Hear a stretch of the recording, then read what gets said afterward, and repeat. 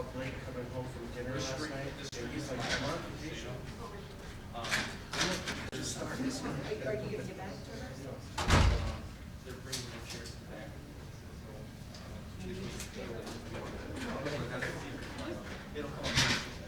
Hey. Hi, good morning, everybody. Good morning, good morning. I'm Susan Burritt. I'm Media Relations Director for the Archdiocese, and our hope is that this is going to start precisely at 9:30. We're looking at about a half-hour press conference altogether. The Archbishop will talk for about 10, 12 minutes, and then we'll open the floor up to your questions. Now, you might see there's a couple of microphones here on the floor, and that's because we are live streaming the press conference, and we are going live on our radio station. So, just speak up as much as you can. We also ask you to identify yourself and your media outlet, okay? So we will start right at 9:30. Okay, thank you so much for coming.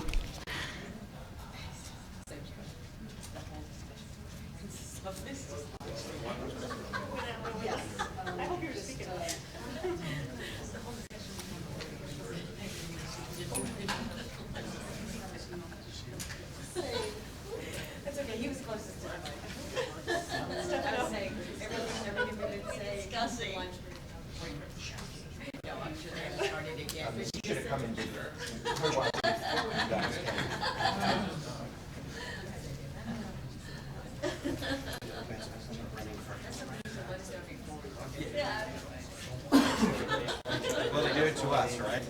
We do it to them, Robert.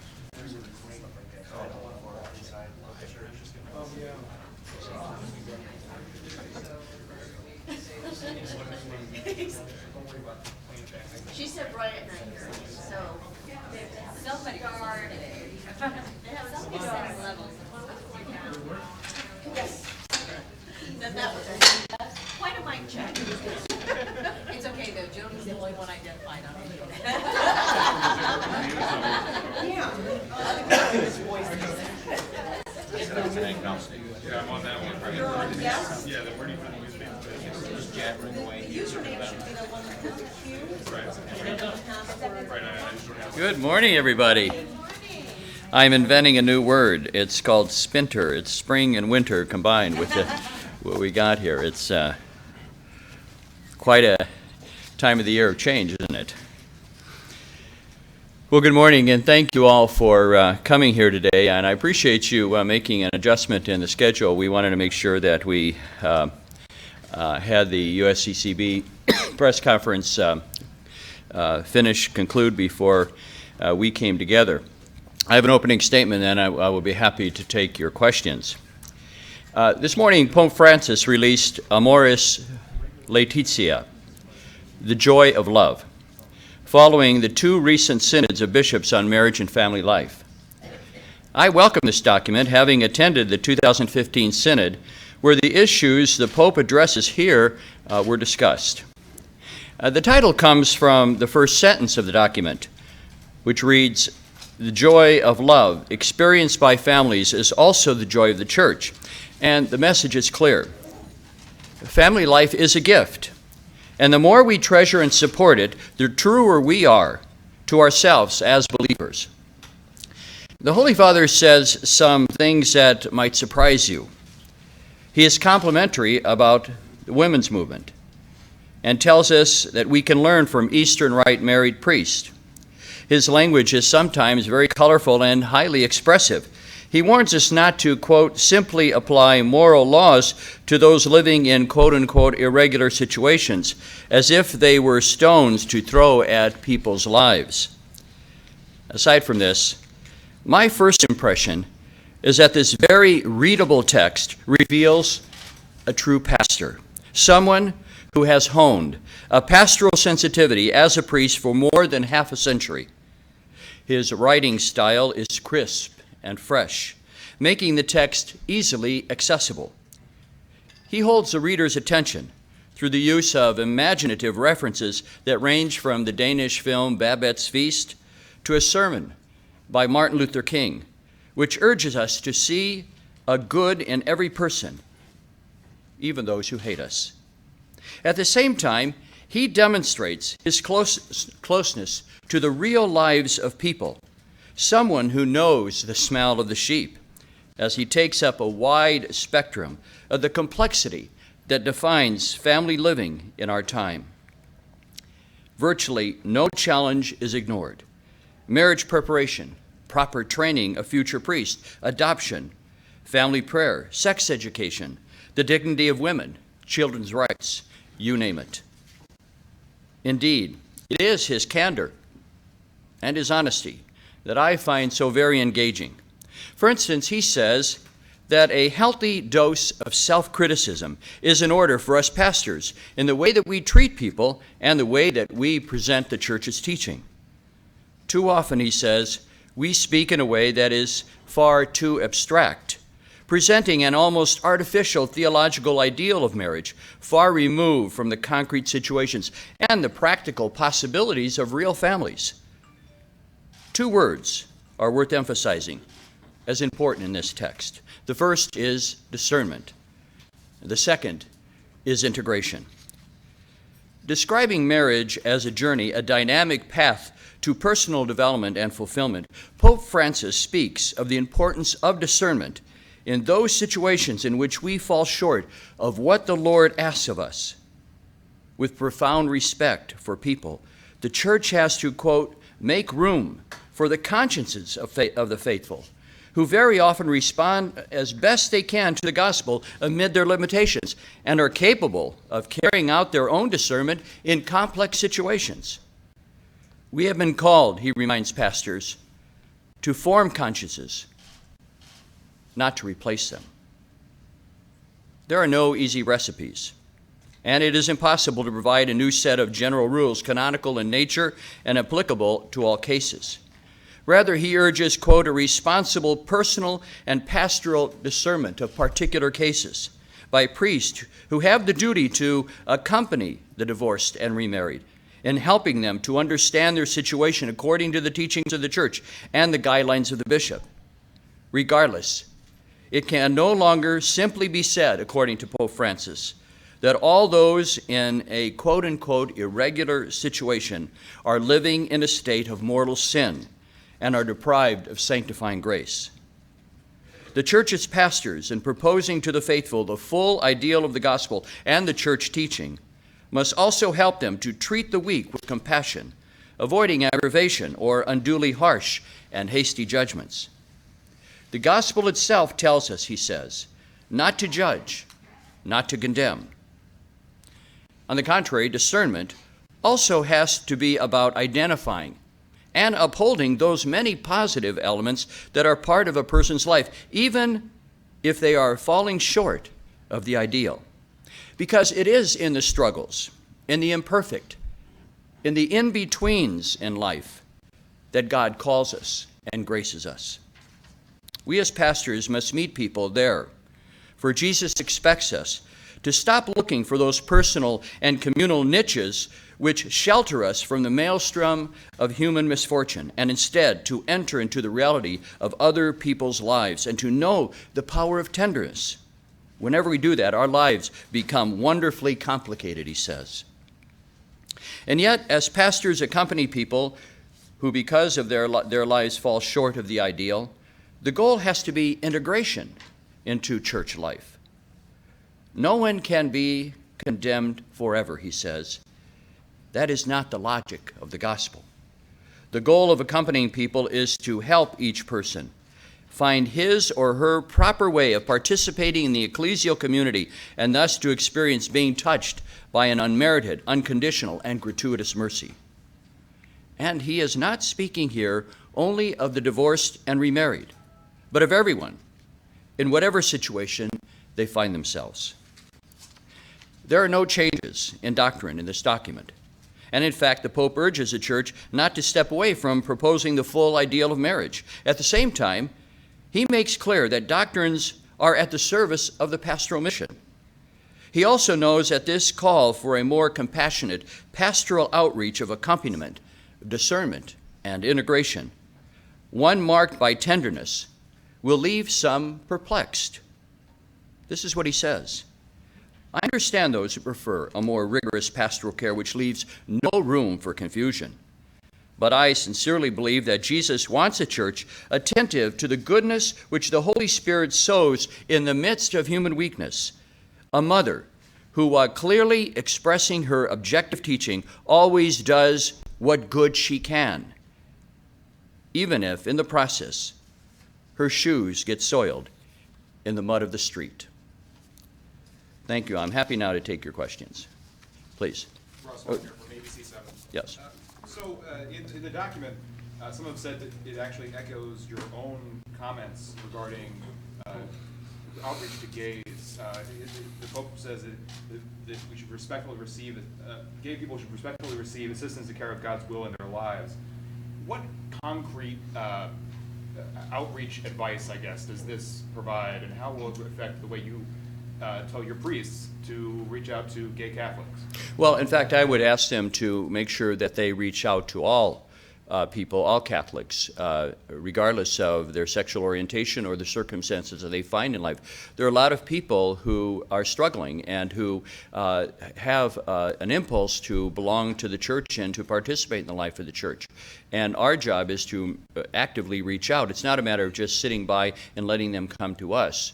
So I have had, for instance, discussions with divorced and remarried people since I've been here, gay people as well, to get to know their lives. And I have found that those conversations are really great starting points for then having them being accompanied as individuals. I think that that's what the Pope is asking us to do here.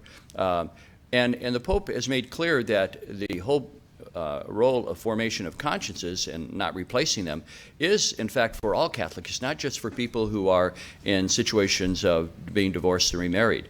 I think that's a very liberating part of the document, because what we see here is that the Pope really is calling us to an adult spirituality. Yes? Stefano Esposito with the Chicago Sun-Times. What do you say to more traditional Catholics who see this as kind of a slippery slope? Change in what if no? Well, I think it's a significant development. I think that it is not a slippery slope, but a pathway forward for people who have otherwise found themselves stuck. And I have found that by and large, Catholics across the spectrum, however they identify themselves as liberal or conservative, really live day to day with family members who are falling short, as they would say, of the ideal. We all fall short to some degree. But they want to make sure that they're included. They're having these kinds of discussions in their own family already about who do you invite to dinner and how do you keep people within the family. This is a family issue for the church as well.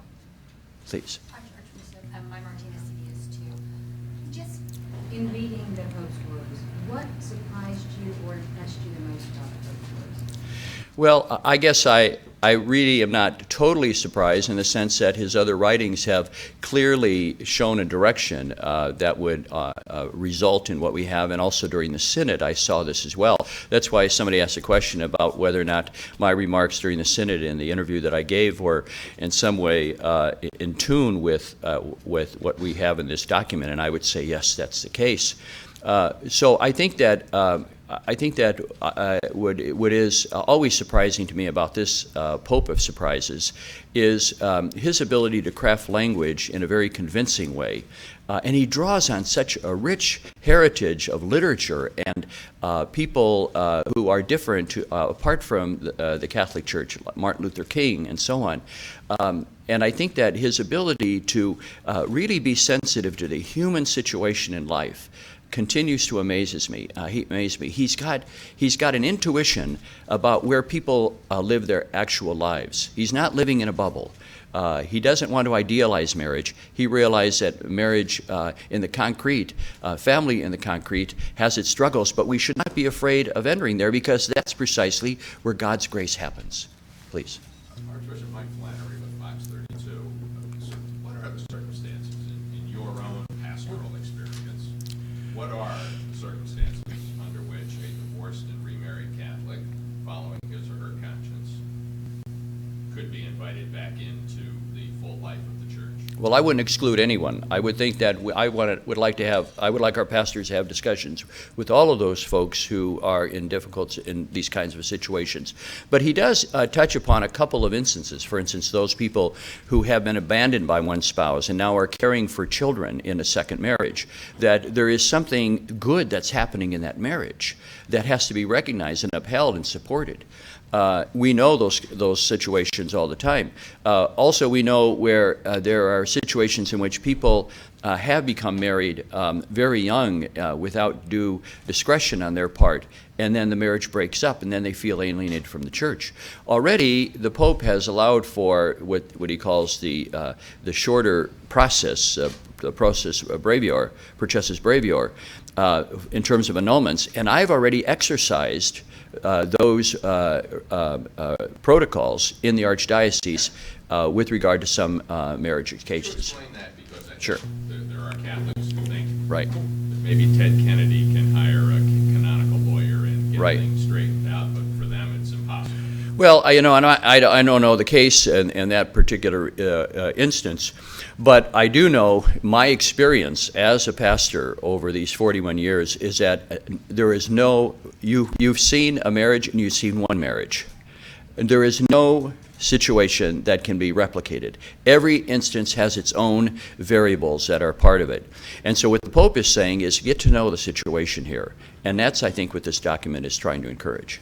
Yolanda Perdomo with WBEZ. You mentioned that there were lessons learned from the women's movement, even though there were no laws that were changed from this document. Right. Do you foresee a path that women could be pastors through that? Well, I think that there is an enormous role for women in leadership positions within the Catholic Church. I think that if you just look at the Pastoral Center here at Quigley, you will see that I have surrounded myself with all sorts of competent women in high-level places, and I think that that's important. There is a possibility, in fact, women do serve in different administrative roles in parishes as administrators throughout the world and throughout different parts of the United States as well. So I think that there surely is a role for women in leadership positions within the Church, and I've always tried to encourage that. As people leading as priests, congregations, yes. as ordained priests. Yes. No, he doesn't touch upon that at all, and that's not what this document is. Yes. Samira Puskar with NBC News. The Pope is urging a more merciful approach to what he calls wounded families, but when they go to their parish priests, they're often met with judgment and not mercy. How can you ensure that all priests offer mercy and compassion? Well, first of all, I have great regard for the priests here in Chicago. I'm impressed in the 18 months that I have been here with their pastoral sensitivity. But I think in a concrete way, what we're going to be doing is I'm going to be taking this document, and the Pope asks us to make sure we don't rush through it, and study it with my lay and ordained advisors, my councils, and say, what concretely do we have to do?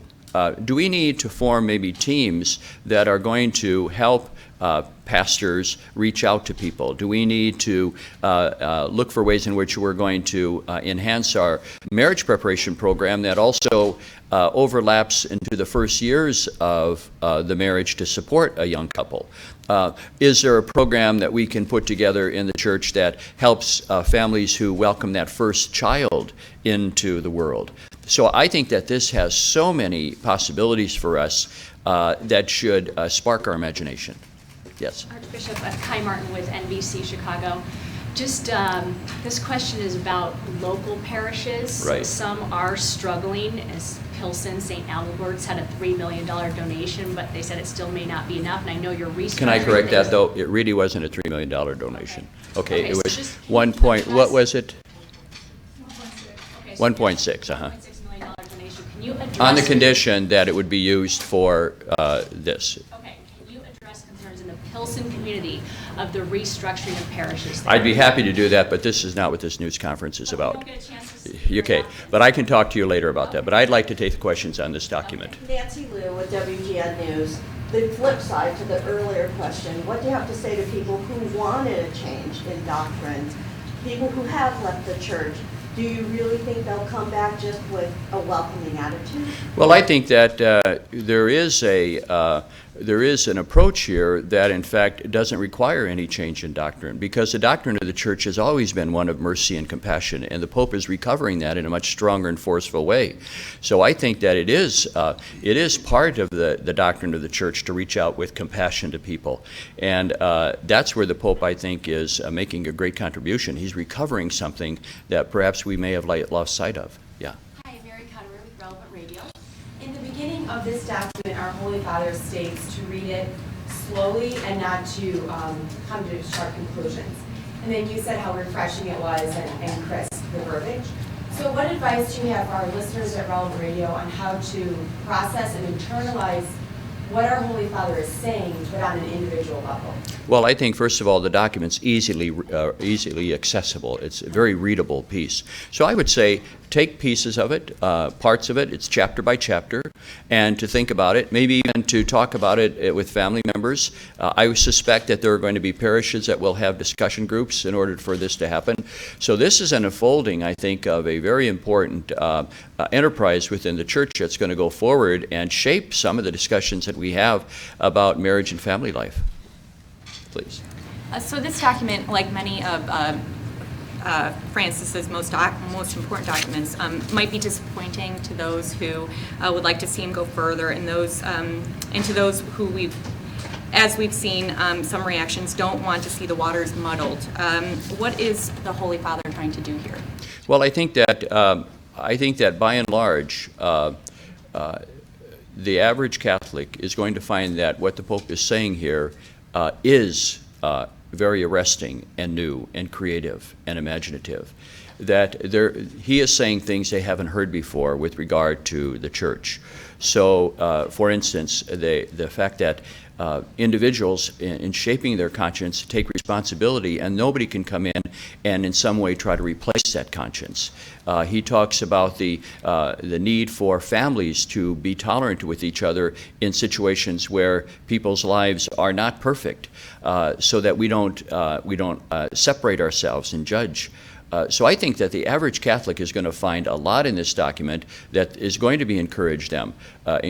So this is not about a reform of rules. It's about reform of the Church. This is what this is about. It's not just a matter of changing some rules. It's about having a very radical change in the approach that we have to people who live everyday lives and struggle to be faithful to the gospel and accompany and integrate them. So I think that's the important message. Is there any part of it that you find either ambiguous or where you might differ slightly? I would say no. I mean, I'm surprised that it has such a breadth of issues that it addresses, and I think that it's faithful to what the bishops who were at the synod voted on by 2/3. We voted on the final document, which all the articles passed by 2/3, and I think the Pope has done this and moved it up a notch. So I would say that it is truly representative. This is an authoritative teaching document. This is not just something the Pope does on his own. This is a result of a bishops' meeting after wide consultation with the faithful in the Church over a 3-year period, after 2 synods approving 2 documents by 2/3 votes, and then this is a result of it. So this has a very high authority level to it. My Martinez is too. How does this help you in Chicago to help deal with the shrinking parishes in these churches? How do you envision this playing a role in getting people back in Chicago churches? Well, I think that it's a very complex issue with regard to people's attendance to Mass. We're living in a society in which people have a lot more options and free time, and it's not that people are ill-willed, it's just that they really are balancing sometimes schedules, and also there are people, no doubt, who are alienated for one reason or another. Our whole program for Renew My Church that we're doing is about revitalizing our parish so that they're properly resourced, and that's what really we want to do. We want to make sure that our parishes are properly resourced rather than just having an operation by which we just pour money into situations to maintain them. We really want to be about mission and not just maintenance. But I mean, specifically in the document, it talks about alienating people and throwing stones. Right. They lift that alienation surely you would think that the purpose is to bring those people who've been alienated back in. Well, no, I don't think that the Pope wants to make this a self-referential enterprise by which we're going to do it just so we can increase market share. That's not what this is about. He really cares about people. He wants to make sure that they are served well by the Church. And it's not about doing this so that we increase their attendance at Mass, but that we really accompany them and integrate them and let them know that they're not alone and that the Church shares the joy of their family. Yeah. Is there some concern that your approach to this may be different than in Milwaukee or in Joliet or wherever, because the document doesn't necessarily lay out specifics exactly on, and leaves a lot of room for interpretation by bishops? Well, I think that the Pope constantly has said that he wants to decentralize the Church in the sense that local churches have to take responsibility for their pastoral mission. And we see that he recognizes as well that there are going to be cultural differences around the world. And so there will be different responses to this document given those circumstances. So I have the pastoral care of the people within the two counties, Lake and Cook County, and with my collaborator bishops and the priests and the lay people who are a part of it. And so we will be doing what we can. We will do it in a way that's in union with the Universal Church, and I know that the Bishops' Conference in Washington will also be reflecting on this document. Yeah, right here. You didn't have a chance yet. Good morning, Justin Madden, Reuters. Archbishop, speaking about the human condition and human situations, in Illinois, with the budget issues and social issues, especially with the church, the Catholic Church, I just wondering some of your thoughts on that, and how that can be cured. Yeah. Well, I think I want to make sure that let's hear everybody's questions on this document. Then I will come back to the two questions that were outside of this because I want to get to that. Yes. Can I ask you again to clarify, you describe this as a dramatic change and an authoritative teaching document. Your own personal response to it, informed by your role leading this archdiocese, in layman's terms, what's the biggest change that you see here? Well, in a way that will affect the day-to-day lives of families. I would say that it's too early to tell because I want to make sure. I've always tried to make major decisions in terms of policy and procedure changes by consulting widely. I have learned that when I don't do that, I mess up. And when I get a lot of smart people around me to help me, they pull me back from the edge. And that's what I really appreciate. So I will, in time, be able to speak more intelligently to that question. Yes.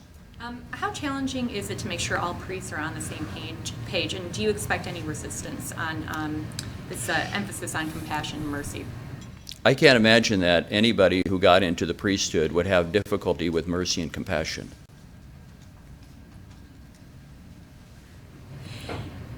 Gay marriage is legal in this country. Mm-hmm.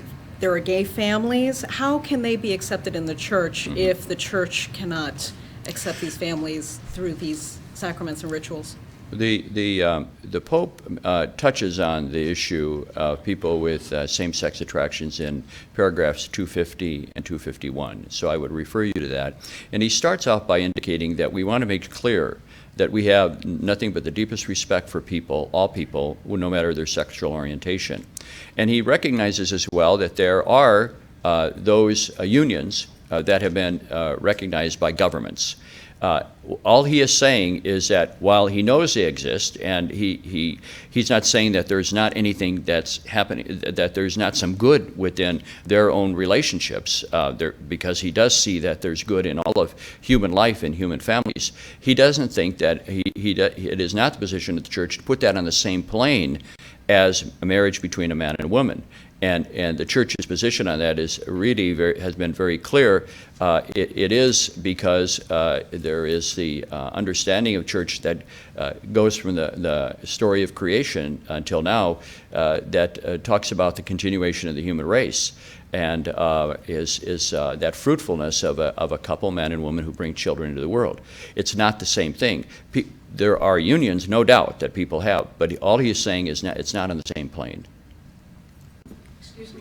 Yeah. We only have time for one or two more. Okay, go ahead. Okay, thank you. And then I want to get to these other two real quickly. One word that has come up several times is conscience, and I think the Holy Right. Father spoke about it in you as well. And so I was wondering what words of advice you have for our listeners at Relevant Radio on how they can examine their own conscience before they even begin reading this to kind of, rectify their intention. Are they looking for a certain answer, or how can they look at this prayerfully? So what should we ask ourselves when approaching this document so it can be looked at both practically and supernaturally? Well, the Pope is very clear that in this document he is setting forth what the teaching of the Church is on marriage and family life. So I think the conscience is always benefiting from the light of the gospel. So I would tell them to make sure that they clearly understand what the Pope is saying about marriage and family life. But to realize as well that the struggle that we all have to living an authentic life, a life by which we examine our conscience, is something that should be the task of everybody. But it's also somewhat natural. We're all given a conscience. We all know when we're cheating somebody, when we're lying, when we are going in a direction that we might not want to, we might tend toward the temptation, but there is a voice within each one of us that knows. And so the Pope is saying, let's pay attention to that voice and cultivate it, but with the light of the gospel and the light of the truth. So I want to take these other two questions here that you had. Sí, un poquito. Sí, sí. Sí, en español. En cuanto a este documento. Sí, después. ¿Puedo después? Okay, muy sí, bien. gracias. So you had a question about the budget? Yes. Okay. So how it's impacting the Catholic churches here in Chicago and the deficit that's over our state. Right. So I was wondering if you had a chance to speak to the governor or Right. Speaker Madden. Well, it is there are ongoing conversations that we're having with people down in Springfield about the situation that we have, not only with Catholic Charities, but also with the university students who are not receiving the funding that has ordinarily been there for them. So those discussions continue to be there. We're hopeful that people will work together, and I would prefer to keep those conversations private at this point, but we have been very clear about what the ramifications of no funding are for Catholic Charities, but also for our universities and hospitals. You had a question here. Oh, I just wanted to know if you could address for folks in Pilsen the restructuring of some parishes there, without throwing out specific numbers, Sure. so they can think about what might be coming down the pipeline for the immediate future.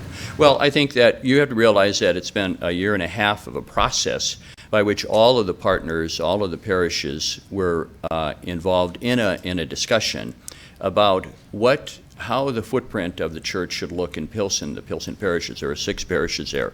They had to look at how are they going to have vibrant communities that are sustainable with the population that they have.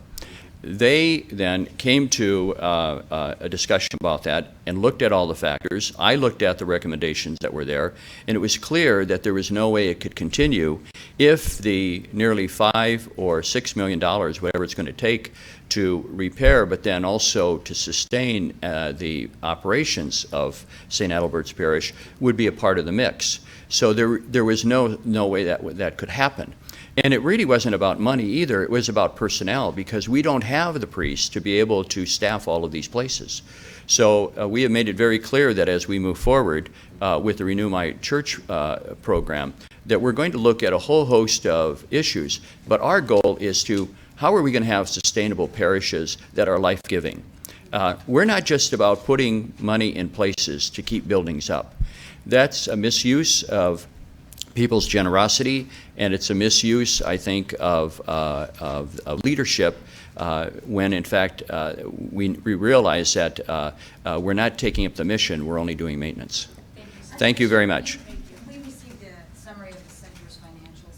Is there anything you could say about the impact of the financial costs of these funds? Yes, I would say that the article has been clear. I think both the Sun-Times and Crane did a piece. I think there was one major correction we wanted to make sure is that there was a reference to insurance. That's just a use of a term, but there is no insurance. We have to self-fund that. So we just want to make sure that was clear. I think that clarification was sent over to the media to the two newspapers that dealt with it. Yes, we have a situation in which we're trying to deal with the realities that we have. We're trying to reach out to people who have been harmed, who have been victimized, and we've done that for a number of years now, and that's ongoing. But at the same time, we have to go on with the day-to-day operations of the Archdiocese. It does have an impact on our ability to do all that we would like to do, but we, at this point in time, have to balance all of that, just like any family does whenever there is a financial crisis and a financial moment in their history. We're going to do the best we can, and we're going to be forthright and honest about it. Thank you all.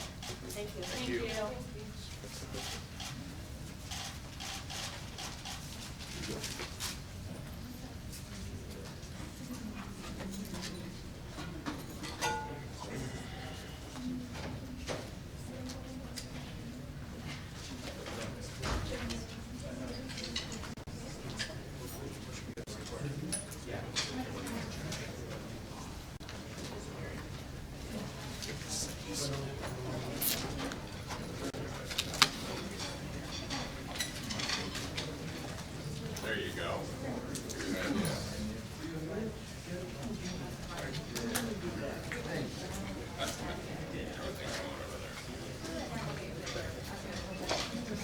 there.